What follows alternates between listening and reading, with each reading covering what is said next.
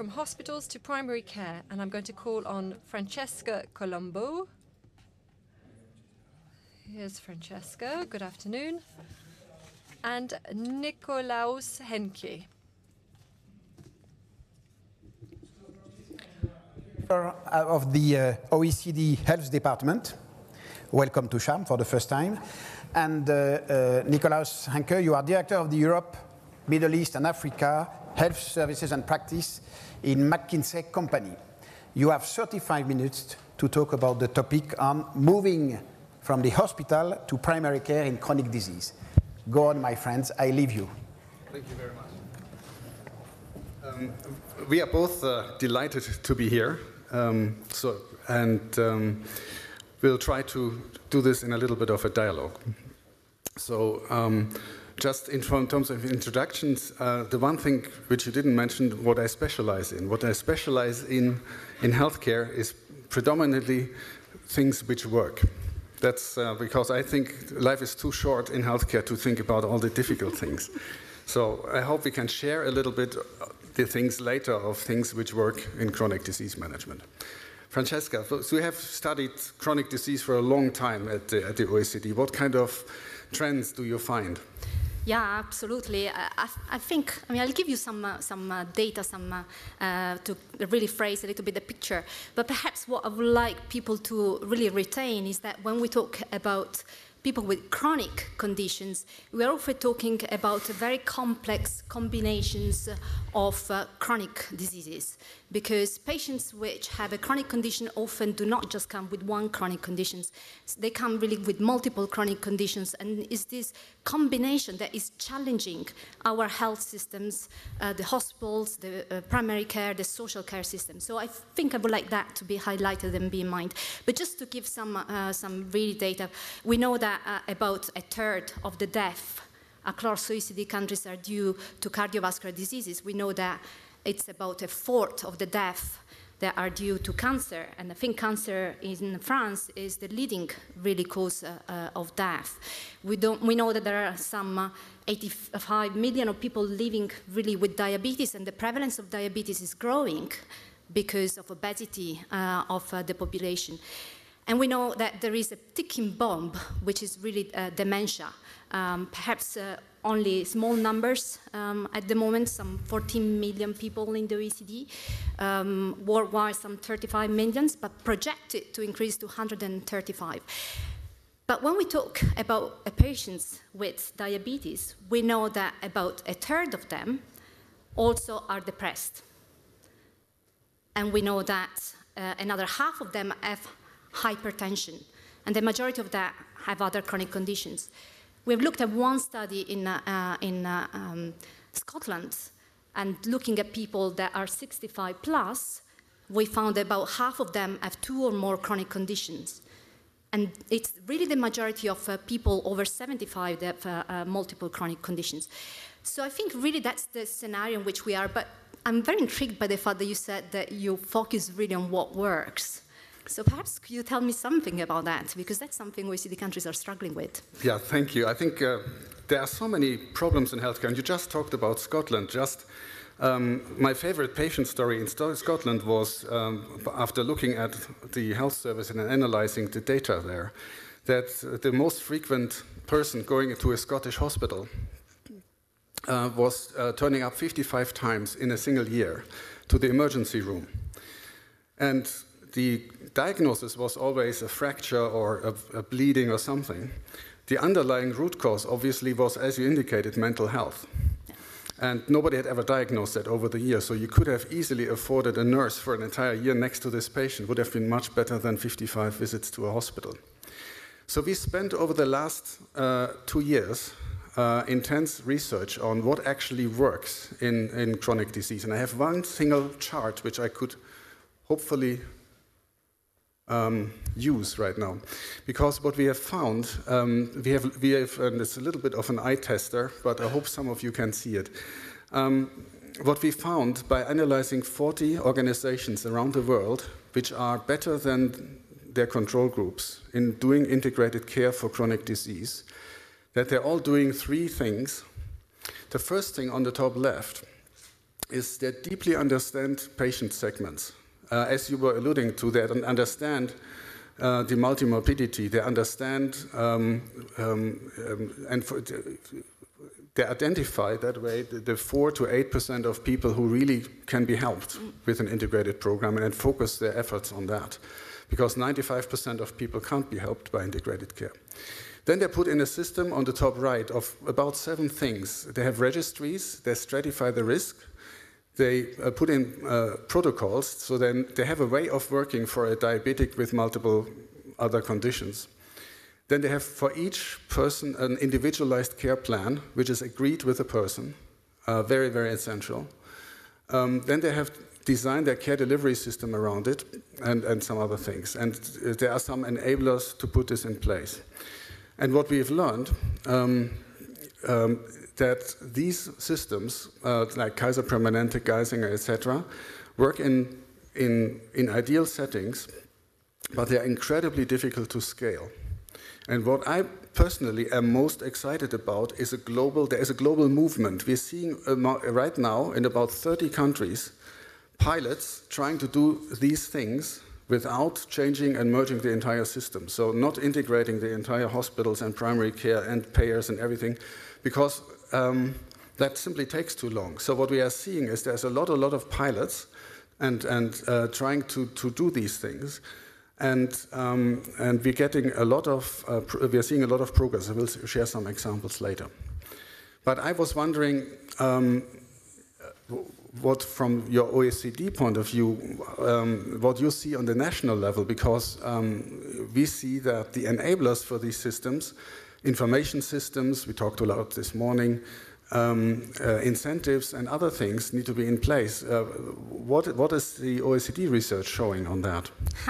It's a very good question. I mean, all of these elements that you put there, on which pretty much agrees, but for me they're really elements of a good primary healthcare system. So perhaps I would like to put this idea that primary healthcare should be really the front and center of health systems, particularly when we deal with chronic conditions and with multiple chronic conditions.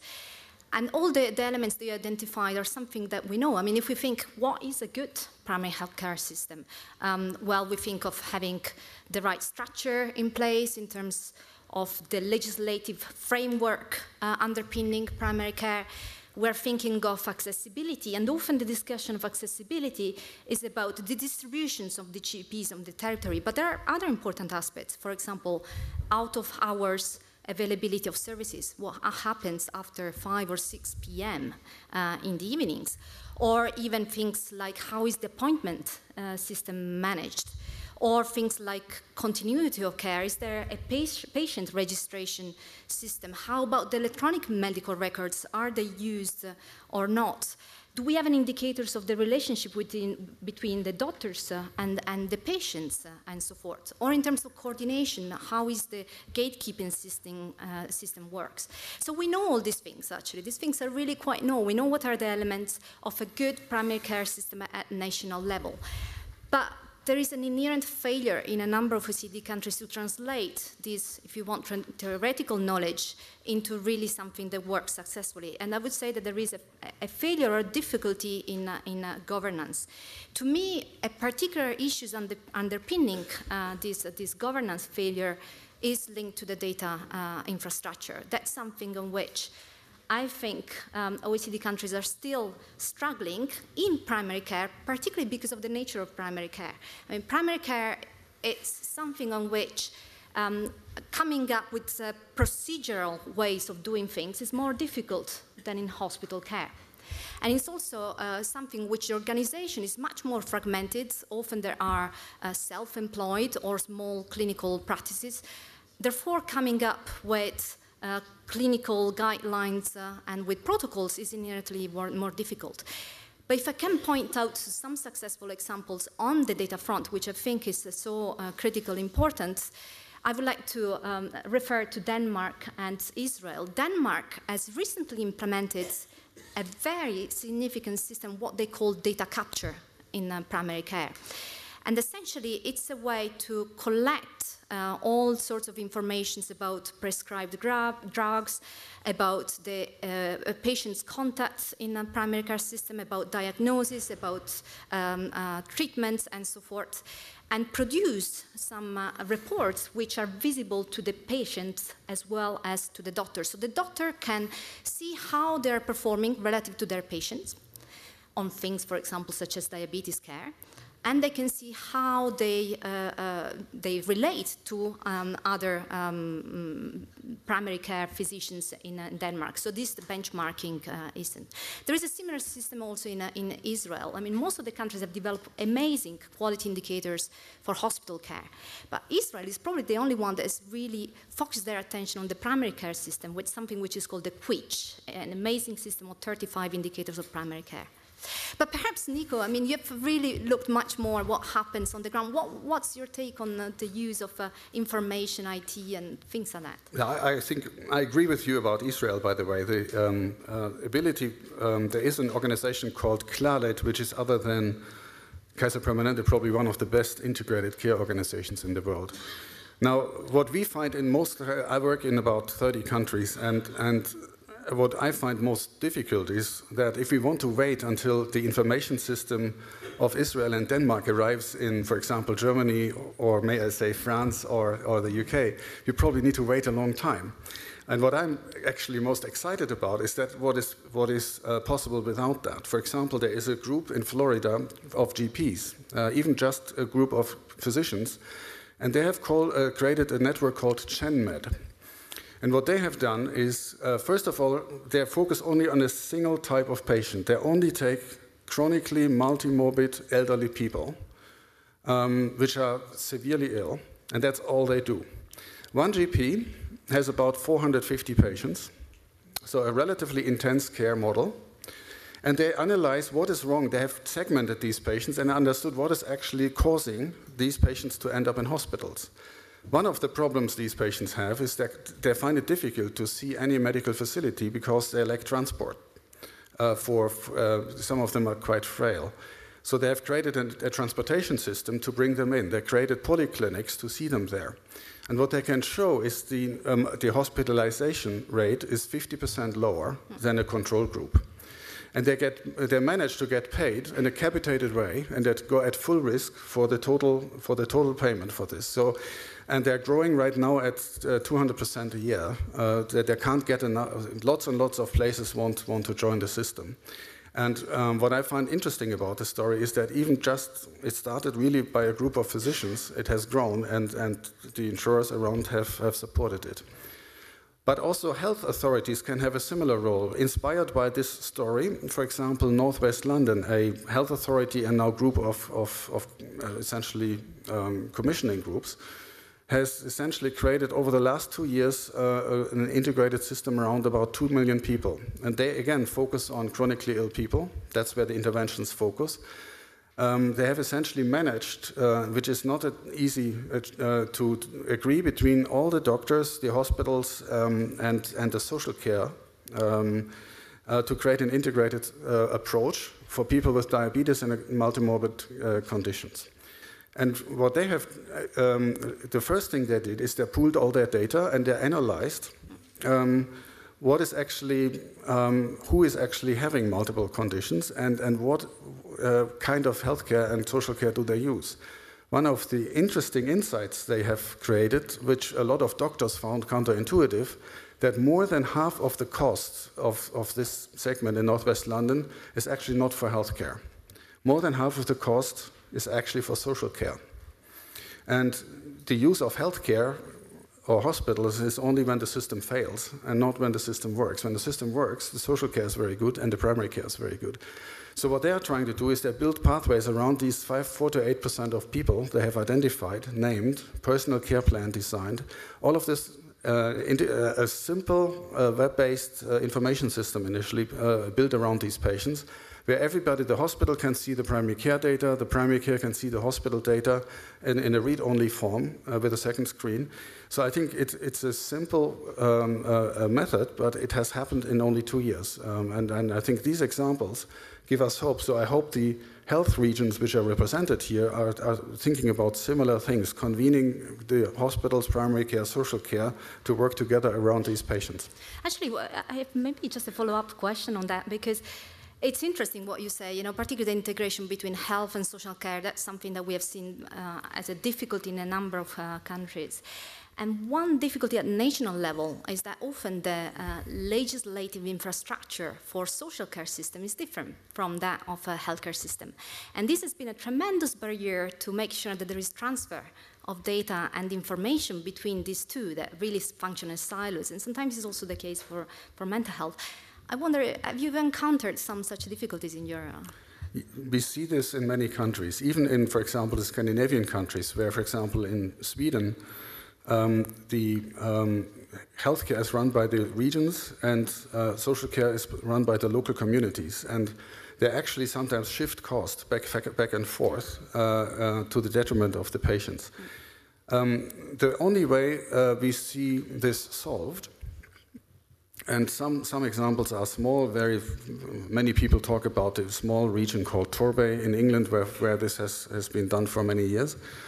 The only way to really overcome that is to get a coterminous territorial area and get some kind of master agreement for a governance system which sits on top of the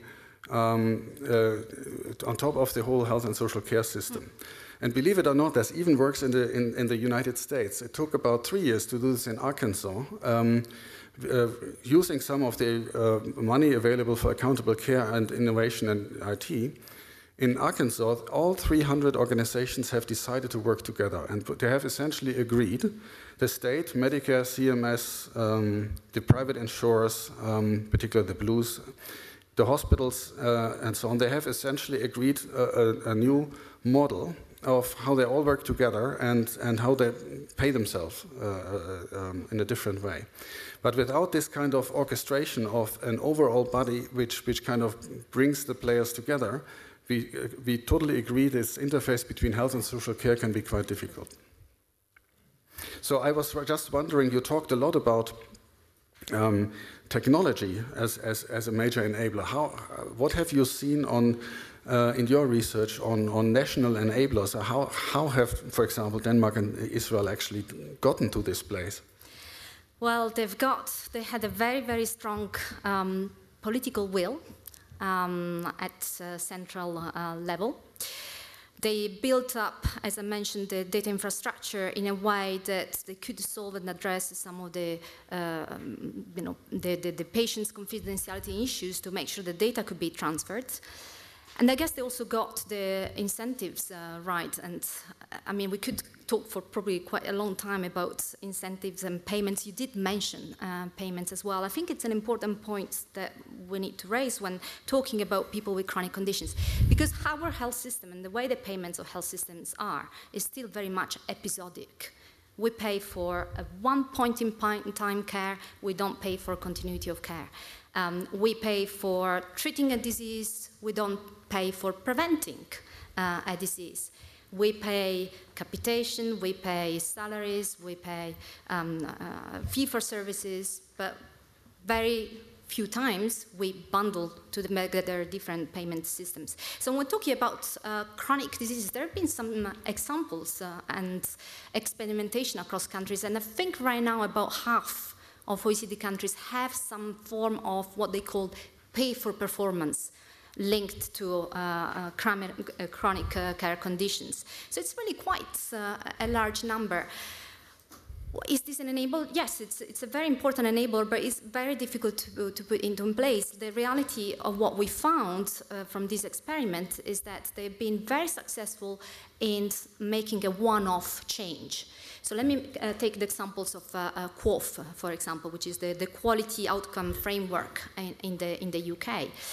They really injected quite a lot of performance-related payments to GPs for doing things around the proper management of chronic conditions, things, for example, like diabetes or chronic heart failures and so forth. And there's been quite a lot of evaluation which has been done around the QoF with a review of over 100 QoF-related studies and so forth. They all quite consistently find that the QoF has been initially very, very powerful in achieving some improvements in quality of care. So there's been a one-off effect which has been really quite dramatic on some indicators of quality of care because of these payments, which is very much targeted to a specific issue. But if we look a few months or years after, we see that that was just one-off effect. So there are no more consistent improvements that come up into the system, while the cost, obviously, of implementing the system is still high. So there is a lot of questions about pay for performance, does it really work or not? Perhaps, again, one thing that consistently we found that it has improved is that if it was not just pay for performance, it was a lot for paying for reporting. So there has been a lot of improvements in the information infrastructure, in the data that we have about chronic conditions, because the payment incentives was coming with a requirement to report also data. But how about you? What's your take and experience on incentives and payments? I can obviously not possibly comment on QoF, given Julian sits here. As long as Julian was in number 10, QoF has worked really well. And then he went back to the LSE. And his predecessors have all mocked it up. But I think there is probably a gold standard incentive in our research for integrated care. At the end of the day, you want as much a capitated budget for an integrated provider as much as you can get. The good news is that small steps toward that, like Arkansas has achieved that, for example. But I think small steps can be done in order to get there. For example, there is a not well known, one of my favorite stories of integration in a completely fragmented system is in Northern England. It's a small hospital called Airedale. And what they have is, they have put, essentially their emergency room was always full of frail elderly people, and half of these frail elderly people came actually from care homes. 90-year-old, come to the hospital, diagnosed again, 7-8 conditions. The hospital diagnoses 7-8 conditions, takes a week or two for a very old lady to be in the hospital who doesn't really want to be in the hospital. And everybody knows it's not perfect, it can't be fundamentally resolved, but you know, every single time there's something happening in the care home, they can't deal with it, blue light ambulance, hospital. What they have done is something really innovative. They have essentially agreed with 3,000 patients in the care homes around themselves to put an iPad in each person's room. And their insight is, if you don't act in 2 seconds when something happens, you're too late. And then the emergency call is being called and so on. And we've got to be at 2 seconds. 2 seconds is a pretty short time. So what they have done is they put the iPad on a permanent charger. There is a blue button on the iPad. The carer sees the patient has fallen, something has happened, presses the button, is immediately by camera in the hospital. The hospital has a 24/7 telenurse who is trained at dealing with these 3,000 people. And she is 24/7, there is a geriatrician support. They have an integrated record, because you can only sign up for this service if a lifelong record is provided, essentially harvested from NHS primary care data, secondary care data, and prescription data, even social care data. And then they have a dialogue. What's the problem? We know the patient, this problem occurred 6 months ago, etc., etc. The reduction in emergency visits of Airedale Hospital is 69%. I have not seen a single thing on earth where anyone has achieved, you know, if you have a story where you have achieved in frail elderly a reduction of emergency visits by 69%, I'd love to hear about it. Now, of course, a lot of people then smile and say, well, the hospital is pretty dumb, isn't it? Because the hospital then gets less activity. And indeed, the hospital got less activity. They even got into financial trouble. They even had to close a ward. The way how they now redesigned the payment incentives is the hospital now gets, to start with, a fixed fee of 70 or 80 euro per month to just provide this service. To just offset this over time, there will hopefully be further incentives. But I think even in an unintegrated system, at the interface between health and social care, this can be made work. And I wonder, have you seen at this interface between health and social care under other systems where interesting experiments occur? It's probably one of the areas in which countries do struggle the most, precisely because of these different differences in legal framework for health and social care, because of the fact that you cannot transfer records across, because of the fact that often social care is relegated as being second to health care. People are not necessarily trained.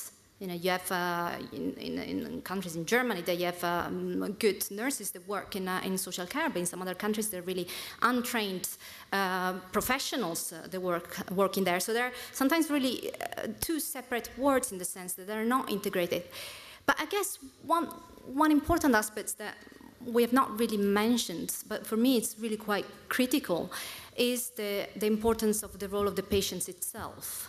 And when we're talking about chronic care and chronic disease management, really the patients, it's very much at the center of the systems. They're pretty much the ones who are responsible for even monitoring their own conditions, supported or not by technologies. I think it's really them who are very much an architect of the system. And health systems are getting better somewhat at measuring the experiences that patients have in the system. We publish in OECD some data, for example, on whether the patient has received information from the doctors, whether they've been involved in the decision-making processes. So we do start to have some data indications. But there remains a genuine problem that patients are not systematically really engaged in decision-making around their conditions. And I think that's probably one of the weakest points of chronic care disease management systems, because without that, really, it's very difficult to sustain the good quality improvements in the system. Again, just to mention a couple of examples where they're trying to do good things. I mentioned the Danish general practice system and their data capture systems. It's possible for the patients themselves to monitor this data. So it's possible to see how they're doing in their chronic conditions, how a patient with diabetes, for example, is able or not to manage their blood pressure, cholesterol level, and so forth. So this data is visible to these patients. And similar in Portugal, which has set up quite impressive system of integrated disease management, the patients is able themselves to monitor some of the metrics and is encouraged to do self-management. So I think that's an important aspect. I don't know if it's something that came out also from your research. Absolutely. I think many examples. One big trend, for example, is self-dialysis, engaging patients in designing the dialysis management system and increasing self-dialysis rates to 50 to 60% of dialysis patients can do actually safer than nurses the care by themselves, because if they are properly trained. But I think one of my favorite, or two of my favorite stories are actually, again, about elderly people, because that's, the harder parts. One is a community called Lake Nuna in Miami. And it's essentially a community in which they measure the real age relative to actual age, and they are, if you wish, 10 years younger than they should be in their real age measurement, staying incredibly healthy and fit. And they have about every single digital gizmo on their body you could imagine. They have theater classes in the evening. They have not just essentially a self-management of a disease. They have it's essentially a community of elderly people who have the most imaginable active lifestyle you could imagine. And because Lake Nuna is kind of the Rolls-Royce solution, which is not replicable in all parts of the world, one of the most interesting global movements, in my view, is to engage 70 to 80-year-olds in looking after 80 to 90-year-olds. What mostly in elderly care is actually one of the biggest challenge is actually not so much the care and the healthcare and the hospital and all that stuff, is people feel fundamentally lonely.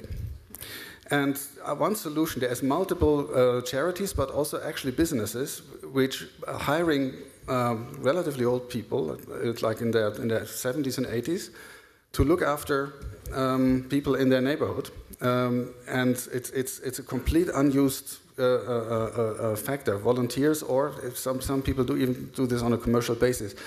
Some of these groups grow like 500% per year right now. This is a very interesting movement.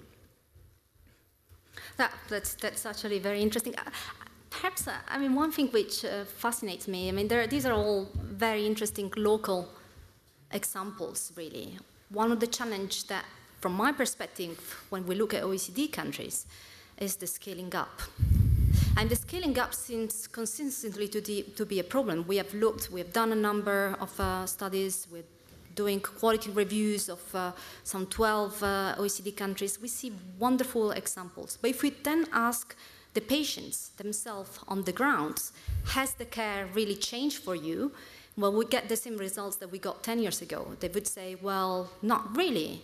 There have been attempts to coordinate, to integrate, but perhaps these have not as yet had an impact at system level. So it's this difficulty in scaling up that seems to come up as a major hurdle.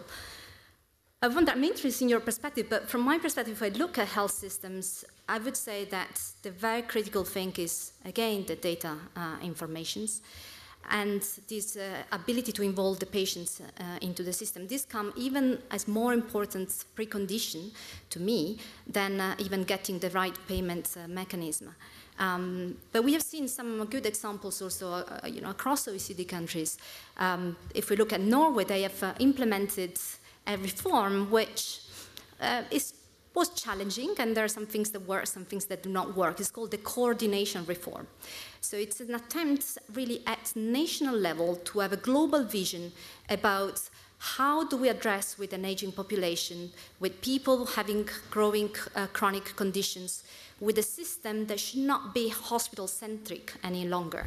And the whole reform is centered around this idea.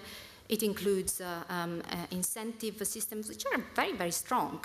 An incentive, for example, is that the communities need to pay for the cost of hospital services when a patient in hospital is ready to be discharged at home, but the community is not ready to accept them. So the communities become, in a sense, responsible for the payment if they are not able to manage the post-acute care services. They also, interesting, set up some new structure. They set up some supplemented primary care facilities that try to facilitate the link between the social care and the primary care model. So that's just an example, but I wonder, what's your view about the scaling up? Because that seems something which is difficult for some I think the scaling up is probably one of the hardest to achieve, because the need for building relationships, governance, incentives, and aligning it all. And Germany has provided these disease management programs. I think they made some progress, for example, in diabetes prevention, but probably nowhere near of the results of proper integrated systems. So there is a genuine trade-off of speed and doing it at a national scale and enabling lots of local pilots which do different things in rural areas or inner cities. And I think we need to come to conclusions almost in the last seconds of our chat. So I think my big conclusion from working on this now for years is not waiting really for the national big answers, really daring to do successful pilots and building them as the basis to scale. And I think hospitals can do things like themselves, payers can. There's a big role for health regions, so more or less everybody in this room can do something. And frankly, also pharmaceutical companies, because there are hundreds of these institutions doing integrated care already reasonably well. and pharmaceutical companies should rethink how they actually, what product they actually sell. If they want to add a service to their product, the partnering with these integrated care organizations may be a very interesting opportunity. Thank you very much. Thank you. Thank you very much.